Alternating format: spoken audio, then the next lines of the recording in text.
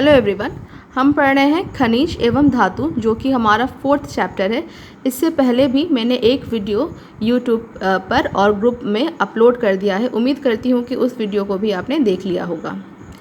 मानव विकास के क्रम में जो सबसे पहले धातु की खोज की गई थी वो थी तांबे। इसीलिए मानव विकास के क्रम में आपने पढ़ा होगा हिस्ट्री में कि एक युग को हम ताम्र युग, दैट मीन्स तांबे के युग के नाम से जानते हैं। तांबे की बाद मतलब कॉपर के बाद लोहे की खोज हुई और लोहे की खोज के बाद औद्योगिक क्रांति आ गई। प्रकृति में बहुत सारी ऐसी धातुएं होती हैं जो कि मुक्त अवस्था अर्थात वो किसी अधातु के साथ न ही किसी और तत्व के साथ वो संयोग करती हैं। वो बिल्कुल फ्री होके एनवायरनमेंट में पाई जाती हैं। एग्जाम्पल है सोना और प्लैटिनम। तो एग्जाम्पल बहुत इम्पॉर्टेंट है कि प्रकृति में मुक्त अवस्था में पाई जाने वाली धातुओं के नाम क्या है, तो वो है सोना और प्लैटिनम। अधिकांश धातुएं जो होती हैं वो प्रकृति में यौगिक के रूप में पाई जाती हैं। यौगिक के रूप में मतलब क्या होता है कि जो धातुएं होती हैं वो किसी धातु के साथ या धातुएं अधातु के साथ संयोग करके यौगिक बनाते हुए देखने को मिलती हैं। पहला इसका है ऑक्साइड के रूप में, मतलब धातु अगर ऑक्सीजन के साथ जुड़ा हो तो उसको हम बोलेंगे धातु ऑक्साइड। और ये प्रकृति में सबसे अधिक मात्रा में पाई जाने वाली अयस्क या खनिज, आप उसको दोनों में से जो कुछ इन दोनों टर्म में से जो भी आपको अच्छा लगे बोलना, आप उसको बोल सकते हो। फिलहाल खनिज और अयस्क में भी डिफरेंस होता है, जो कि मैं आपको आगे अभी क्लियर करूँगी।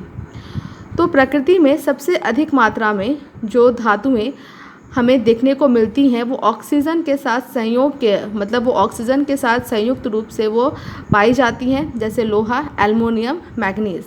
दूसरे स्थान पे हमें सल्फाइड देखने को मिलता है कि सल्फर के साथ धातुएं संयुक्त होकर हमें देखने को मिलती हैं, जैसे कॉपर, लेड, जिंक और निकल। प्रकृति में सिलिकेट के रूप में खनिज बहुलता में पाए जाते हैं, किंतु सिलिकेट से धातुओं का निष्कर्षण कठिन होता है। मतलब जो धातुएं होती हैं वो silicate, that means silica, SI के साथ भी वो जुड़ी हुई हमें देखने को मिलती हैं, लेकिन सिलिकेट से धातुओं का निष्कर्षण करना बहुत ही कठिन होता है। अब हम यहाँ पे कुछ धातुओं के नाम देखते हैं, मतलब कौन कौन सी धातुएं और किसके साथ वो संयोग करती हैं और इसके रूप को क्या बोलते हैं, ये बहुत इम्पॉर्टेंट पॉइंट है। तो जैसे मान लो कि धातु है आपका यहाँ पे मैग्नीशियम, तो मैग्नीशियम यहाँ पे संयोग करती है कार्बोनेट के साथ। यहाँ पे CO3 से हम कार्बोनेट को दर्शाते हैं। तो मैग्नीशियम प्रकृति में किस रूप में पाई जाती हैं, तो वो कार्बोनेट के साथ जुड़ी हुई रूप में वो पाई जाती हैं और इस अयस्क का नाम होता है मैग्नेसाइट। उसके बाद नेक्स्ट है जिंक। इस Mg से हम मैग्नीशियम को डिनोट करते हैं, Zn से हम जिंक को डिनोट करते हैं। जिंक के अयस्क का नाम होता है कैलेमाइन और ये भी अपने कार्बोनेट के साथ जुड़ के प्रकृति में पाई जाती हैं। तो ZnCO3 इस अयस्क का नाम होता है कैलेमाइन और अयस्क का रूप क्या है, कार्बोनेट। उसके बाद Pb, दैट मीन्स लेड, ये गैलेना के रूप में, दैट मीन्स PbS, यहाँ पे S इसके साथ जुड़ा हुआ है ना, तो सल्फाइड के रूप में ये प्रकृति में हमें देखने को मिलती हैं। फिर कॉपर, दैट मीन्स कॉपर ग्लॉन्स इसको बोलते हैं, इसको प्रदर्शित करते हैं Cu2S के द्वारा। और देखो कॉपर सल्फर के साथ यहाँ पर जुड़ा हुआ है, तो ये सल्फाइड अयस्क है। उसके बाद आयरन, दैट मीन्स जो आयरन है वो ऑक्सीजन के साथ जुड़ा होता है, तो यहाँ पे इस अयस्क को हम बोलेंगे oxide, Fe2O3, that means haematite इसका नाम होता है। एल्यूमिनियम जो है वो भी ऑक्साइड अयस्क है, इसका सूत्र होता है Al2O3.2H2O। उसके बाद Ag मतलब यहाँ पर होता है सिल्वर, दैट मीन्स चांदी। ये अर्जेंटाइट के रूप में हमें देखने को मिलता है। अर्जेंटाइट का फॉर्मूला क्या होता है, Ag2S, दैट मीन्स सल्फाइड। जो कैल्शियम होता है वो हमें जिप्सम के रूप में देखने को मिलता है प्रकृति में, और जिप्सम का यहाँ पे सूत्र क्या होता है, CaSO4.2H2O, और ये एक तरह से सल्फेट अयस्क है। भारत में जो कॉपर का अयस्क पाया जाता है उसका नाम होता है कॉपर पाइराइट और इतना बड़ा इसका सूत्र होता है। जो सोडियम क्लोराइड, नमक, जिसका उपयोग आप लोग अपने किचन में करते हो, सोडियम आयोडाइड, सोडियम आयोडेट आदि समुद्र जल में पाए जाने वाले खनिज हैं। अब यहाँ पे मैं आपके सामने खनिज लिख रही हूँ, यहाँ पे मैंने अयस्क लिखा हुआ है।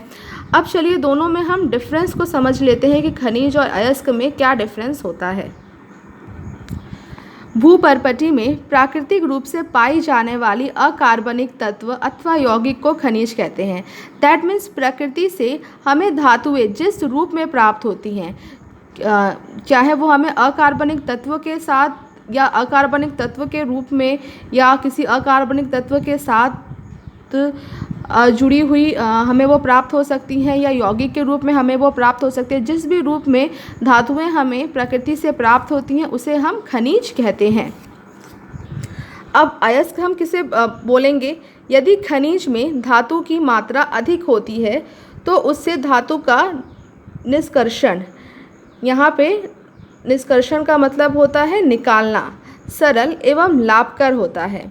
ऐसे खनिज जिनसे धातु का निष्कर्षण अधिक मात्रा में सरलता से एवं कम लागत में हो जाता है अयस्क कहलाता है। दैट मीन्स ये मान लो ये आपकी पृथ्वी है और पृथ्वी में यहाँ पर कोई यहाँ पर खनिज रखा हुआ है। खनिज मतलब सपोज़ करो यहाँ पर है आपका Fe2O3। Fe2O3 किसका फॉर्मूला है? ये फॉर्मूला होता है हेमेटाइट, दैट मीन्स लोहे के अयस्क का। तो ये अभी खनिज है, ठीक है। और इस खनिज से, जैसे यहाँ पे आपका ये खनिज रखा हुआ है, इस खनिज से अगर धातु को हम अधिक मात्रा में और कम पैसे को खर्च करके अगर हम निकाल पाएंगे तो उसको हम बोलेंगे कि ये अयस्क क्या है, ये खनिज क्या है? ये खनिज अयस्क है। इसका मतलब क्या होता है? इस प्रकार हम कह सकते हैं कि सभी अयस्क खनिज होते हैं परंतु सभी खनिज अयस्क नहीं होते। जैसे एक और एग्जांपल देके अगर मैं आपको समझाना चाहूँ तो सपोज़ करो यहाँ पे आपको बॉक्साइट और मैग्नेटाइट दोनों चीज़ें आपको यहाँ पे दिखाई दे रही हैं। बॉक्साइट जो है वो एल्युमिनियम का खनिज है।